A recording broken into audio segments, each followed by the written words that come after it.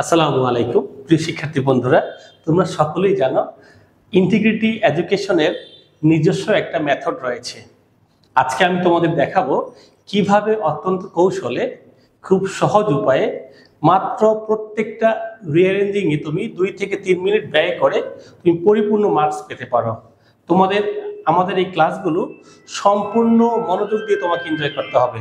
আমার সাথে আছে আমাদের অষ্টম শ্রেণীর শিক্ষার্থী আয়েশা সিদ্দিকা। ওকে, আয়েশা সিদ্দিকার সাথে আমরা তোমাকে খুব সহজে রিঅ্যারেঞ্জিংটা যাতে তুমি সহজে বুঝতে পারো, তোমার টাইম বেশি নষ্ট না হয়, আমরা ইনশাআল্লাহ চেষ্টা করছি। ওকে, আয়েশা সিদ্দিকা, এটার উচ্চারণটা কি হবে? Rearranging sentences. ওকে, দেখো, পুট দ্য ফলোইং, বলো তো ফলোইং শব্দের অর্থ কি? মানে হ্যাঁ, ফলোইং শব্দের অর্থ নিম্ন বর্ণিত বা নিচের, তাই না? নিচের। তাহলে ফলোইং শব্দের অর্থ নিচের। মূল ব্যাপারটা হচ্ছে আয়েশা সিদ্দিকা শিক্ষার্থীদেরকে প্রতিনিধিত্ব করবে, আর আমি হচ্ছে টিচার। একটা স্টুডেন্ট কি ধরনের সমস্যায় পড়ে, কি কি ব্যাপারগুলো ভুল করে, হ্যাঁ, এটা আজকে ইনশাআল্লাহ আমরা দেখাবো। তাহলে হচ্ছে দ্য ফলোইং মানে হচ্ছে নিম্ন বর্ণিত।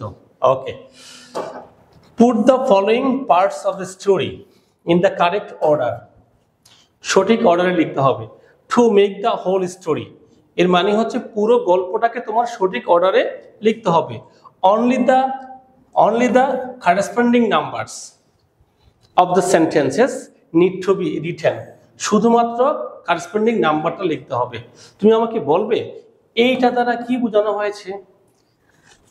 মানে হলো সংগতিপূর্ণ যে নাম্বারগুলো, ওগুলো হলো আমার মানে এলোমেলো থাকবে, সেটা আমরা সাজিয়ে লিখবো। তোমাকে কি পুরো গল্পটা লিখতে হবে নাকি শুধু একটা অর্ডার লিখতে হবে?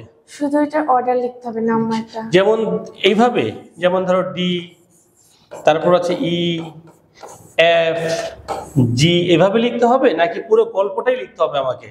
না, আমাদের এভাবে লিখতে হবে, গল্পটা লিখতে হবে, পুরো গল্প লিখতে হবে না। ঠিক আছে, তাহলে আয়েশা যা বলেছে, হ্যাঁ, এটাই আসলে মূলত। শিক্ষার্থী বন্ধুরা, তোমরা অনেকেই মনে করো, বিশেষ করে গ্রামগঞ্জের অনেক ছেলে মেয়েরা পুরো গল্পটা লিখে দেয়। পুরো গল্প লেখার কোনো প্রয়োজন নাই, কারণ এখানে সম্পূর্ণরূপে ডিরেকশন দেওয়া আছে যে পুরো গল্প লিখতে হবে না, শুধুমাত্র তোমাকে একটা ফ্লো লিখতে হবে। এই ক্ষেত্রে কিছু কিছু শিক্ষা প্রতিষ্ঠানে এইভাবে শিখায়, এইভাবে একটা বক্স করতে বলে, মাঝখানে একটা দাগ, এইভাবে, এইটাকে বলা হয় আনসার, নিচেরটা আনসার, এটাকে সিরিয়াল নাম্বার বলা হয়। দিয়ে এখানে 8টা ভাগ করবে, 1 2 3 4 5 6 7 এবং হচ্ছে 8। এখানে থাকে 1 2 3 4 5 6 7 8, তাই না? সঠিক যেই অর্ডারটা হবে তোমাকে এই করে লিখতে হবে। তবে এইভাবে না লিখলেও হয়, শুধুমাত্র আনসার লিখলেও হয়, কিন্তু ম্যাক্সিমাম স্কুল এবং কলেজগুলোতে ওনারা এই সিস্টেমটাকে অ্যাকসেপ্ট করে। তো বন্ধুরা, তোমরা সকলে এটা ফলো করার চেষ্টা করবে। হ্যাঁ, তাহলে আমরা শুরু করি একটা স্টোরি দিয়ে। চলো আমরা শুরু করি তাহলে। হ্যাঁ, নাম্বার 1, এটা কোন বোর্ডে আসছিল? ঢাকা বোর্ড। এটা কি ক্লাস 8-এ আসছিল না এসএসসি পরীক্ষা আসছিল?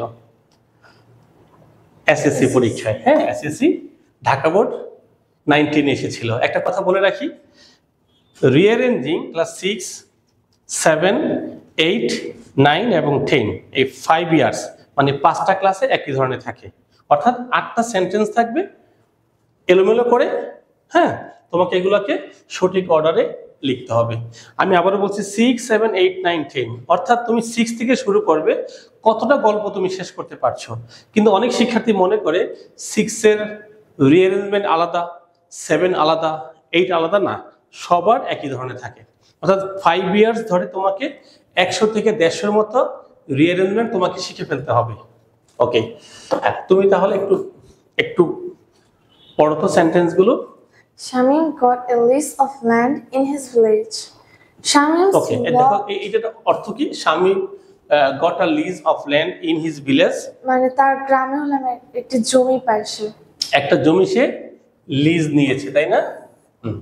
এটা Shamim's lot has changed radically. তাহলে শামিমস লট হ্যাজ চেঞ্জড মানে তার ভাগ্য পরিবর্তন হয়ে গিয়েছে। Poverty forced him to look forward. অর্থাৎ দারিদ্রতা তাকে ফোর্স মানে বাধ্য করেছে, লুক ফর মানে খোঁজা। তোমরা সবাই যারা যারা এই আমার সাথে পার্টিসিপেশন করছো একটু লিখে রাখো, লুক ফর শব্দের অর্থ খোঁজ করা, লুক ফর ওয়ার্ক, ওয়ার্ক মানে কাজ, সে কাজ খোঁজ করে, তাই না? লুক ফর ওয়ার্ক মানে কাজ খোঁজ করে। He has also been raising hybrid cows for milk as well as to produce manure. Okay, manual. Okay, তাহলে he has also been raising hybrid cows, সে কি করে হাইব্রিড কাউস উৎপাদন করে ফর মিল্ক এবং টু প্রডিউস ম্যানুয়ার, ম্যানুয়ার মানে সার, এবং সে সার উৎপাদন করে। Shamim was an unemployed youth of an impoverished family. ওকে, সে হচ্ছে একটা দরিদ্র ফ্যামিলির, তোমরা একটু লিখে রাখো, ইম্পভারিশড মানে হচ্ছে দরিদ্র, একটা দরিদ্র ফ্যামিলির বেকার যুবক। Then he joined the training program of youth development and received training in vegetable cultivation. ওকে, এর মানে হচ্ছে সে কি করে একটা প্রোগ্রামে সে ট্রেনিং গ্রহণ করে। ওকে, কিসের উপরে? ভেজিটেবল কাল্টিভেশনের উপরে, আর কিভাবে সে চাষাবাদ করবে। He is now very happy to be a self-sufficient man. ওকে, তারপর সে স্বনির্ভরশীল হয়ে যায়।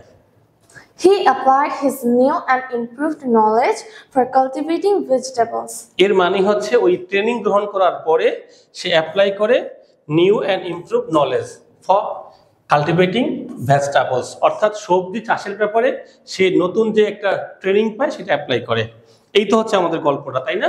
এটা আছে হচ্ছে এলোমেলো করে। তাহলে চলো আমরা এটাকে গুছাই। হ্যাঁ, প্রথম সেন্টেন্সটা কি হতে পারে? ই হবে, তাই না? Shamim was an unemployed youth, সে ছিল এক বেকার যুবক। তোমাকে এই যে বেকার যুবক, এটাকে তোমাকে নিতে হবে অ্যাজ আ কিওয়ার্ড হিসাবে, অর্থাৎ এই পুরো সেন্টেন্সটা তুমি আর চিন্তা করতে পারবে না, তোমাকে শুধু মনে করতে হবে সে একটা বেকার যুবক ছিল। আর বেকার যদি কেউ থাকে সে তো কাজের সন্ধান করে, তাই না? সে তো কাজ খুঁজবে। এখন তুমি চিন্তা করো কাজ খোঁজার সেন্টেন্সে কোনটা আছে? সি নাম্বার, তাই না? এই যে লুক ফর ওয়ার্ক, যেহেতু বেকার সে তো কাজ খুঁজবেই, তাই না? তুমি এইভাবে চিন্তা করবে, কারণ বেকার শব্দটা দিয়ে বাক্যটাকে সে ফ্লো করছে। ওকে, সে কাজের সন্ধান করে। ওকে, কাজের সন্ধান যদি করছে সে হয়তো কাজ পেয়ে যাবে। আর যেহেতু এখানে কোথাও তার জবের কোনো কথা নাই, মানে সে কোনো ট্রেনিং গ্রহণ করেছে এমনটা বোঝাচ্ছে। তাহলে এফ নাম্বারটা কি? দেন যেহেতু সে কাজ খুঁজছিল, তারপর he join the training program of youth development and receive training in vegetable cultivation, training গ্রহণ করে। এর মানে সে কাজের সন্ধান করছিল, কিন্তু সে জব টাইপের না, সে ট্রেনিং গ্রহণ করে। ওকে, তাহলে প্রথম বাক্যটা কি আসতো বলো তো, একটু এইদিকে ফোকাস করে বলো, ওইদিকে না দেখে। প্রথম কি? একটু এই পাশে দাঁড়াও। হ্যাঁ, মানে শামীম হলো একজন বেকার যুবক ছিল, একটা দরিদ্র ফ্যামিলি। তারপরে দারিদ্রতার কারণে তার একটি মানে কাজ খোঁজার জন্য সে যায়। তারপরে সেটি ট্রেনিং নেয়, যেখানে হলাম কিভাবে ভেজিটেবলস কালটিভেশন এগুলো শেখে। অর্থাৎ সে একটা ট্রেনিং নেয়। তারপর দেখো, তারপর কি হতে পারে? তারপরে এ নাম্বার, তাই না? সে লিজ নেয়, যেহেতু সে ট্রেনিং গ্রহণ করেছে, সে সরকারের কাছ থেকে জমিন লিজ নেয়, তাই না? জমি লিজ নেয়। ওকে, এখন যেহেতু আমরা কিন্তু বুঝতে পারছি জমি লিজ দেওয়ার পরে সে কি করবে, ওইখানে সে চাষাবাদ শুরু করবে। ওকে, চাষাবাদ শুরু করে কোথায় দেখো তো, এইচ নাম্বারটা, যে হি অ্যাপ্লাই মানে প্রয়োগ করা, applied his new and improve knowledge for cultivating vegetables. যেহেতু সে জমি লিজ নিয়েছে, তারপরে চাষাবাদ শুরু করলো। হ্যাঁ, তারপরে কি হতে পারে? ডি। হ্যাঁ, দেখো তো, হি has also bin raising hybrid cows. দেখেছো বন্ধুরা কত চমৎকার, সে কি করেছে? Cultivating vegetable. হ্যাঁ, এটা শুরু করলো। তার ভাগ্য পরিবর্তনের জন্য সে আবার হাইব্রিড কাউস, অর্থাৎ মানে উচ্চ ফলনশীল গরুর সে উৎপাদন শুরু করলো মিল্কের জন্য। আবার সে ওই গরুর সার মানে গরুর গোবর দিয়ে সে আবার সার উৎপাদন শুরু করলো। ওকে, তাহলে এটা দ্বারা আমাদের বোঝাচ্ছে আমরা যারা স্টুডেন্ট, তোমরা শুধুমাত্র জবের পিছে দৌড়াবে না, হ্যাঁ, প্রত্যেকটা স্টোরি একটা মেসেজ দিচ্ছে আমাদের। বড়ই দুর্ভাগ্যের বিষয়, আমাদের শিক্ষার্থীরা প্যাসেজগুলোকে, স্টোরিগুলোকে শুধু এইভাবেই শিখে। এইখান থেকে যে বার্তাটা দিচ্ছে, এই বার্তাটা আমরা শিখি না, ওকে, রিসিভ করি না। তাহলে হচ্ছে কি, সে কি করে, হাইব্রিড কাউ উৎপাদন করে, আবার সারও উৎপাদন করে। গুড। এরপরে কি করে? বি। তারপরে তার ভাগ্য পরিবর্তন হয়ে যায়। তুমি কি এইভাবে চাও, নাকি তোমার লাইফটা তুমি নিজে কিভাবে চাচ্ছ সেটেল করতে? জব করবে, নাকি এই যে স্বামীর মতো এই কাল্টিভেটিং ভেজিটেবলস, হাইব্রিড খাউস? মানে তোমাদের যেই জেনারেশন, তোমরা কিভাবে চাও? তুমি কি চাও? আমি চাই যে কি আমি নিজে কোনো কিছু তৈরি করে, মানে কোনো নিজের প্রতিষ্ঠান অথবা নিজের কিছু তৈরি করে, মানে সেটা চালাবো অথবা এভাবে করবো, মানে অন্যের কাজে কাজ করবো না। গুড, ঠিক আছে। তাহলে মানে হচ্ছে নিউ জেনারেশন চাচ্ছে নিজে একটা ইনভেনশন করবে, তাই না? এই টাইপের। ওকে, এরপরের বাক্যটা কি বলতো? জি। জি, he is now very happy to be self sufficient. সে স্বনির্ভরশীল হয়ে যায়। এই হচ্ছে শামীমের কথাটা। তুমি একটু বাক্যগুলোকে সহজ, যাতে আমাদের শিক্ষার্থীরা আমাদের ক্লাস থেকে পুরোটা শিখে যায়, যাতে ওকে আর নিজ থেকে পড়তে না হয়। একটু গল্পটা বলো। তো প্রথমে এখানে আসো, তুমি হয়েছে মাঝখানে দাঁড়াও। হ্যাঁ। যে শামীম একটি মানে বেকার যুবক, যে হলাম একটি দরিদ্র ফ্যামিলিতে বিলং করে। সে হলাম দারিদ্রতার কারণে একটি কাজ খোঁজে, তারপরে যার কারণে সে একটি ট্রেনিং নেয়, যেখানে কাল্টিভেটিং ভেজিটেবলস এগুলো শেখানো হয়। তারপরে সে একটি মানে লিজ নেয়, একটা ল্যান্ড মানে জমি নেয় তার গ্রামে। তারপরে ওই গ্রামে তার শেখা যেগুলো মানে কাল্টিভেটিং কিভাবে মানে ভেজিটেবলস করে সেগুলো প্রয়োগ করে।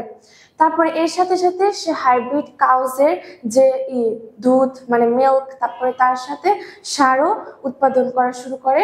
এভাবেই হলাম তার মানে যে ভাগ্যটা চেঞ্জ হয়ে যায়, এবং সে এখন অনেক হ্যাপি হয় যে কি সে একটা নির্ভরশীল মানে ম্যান।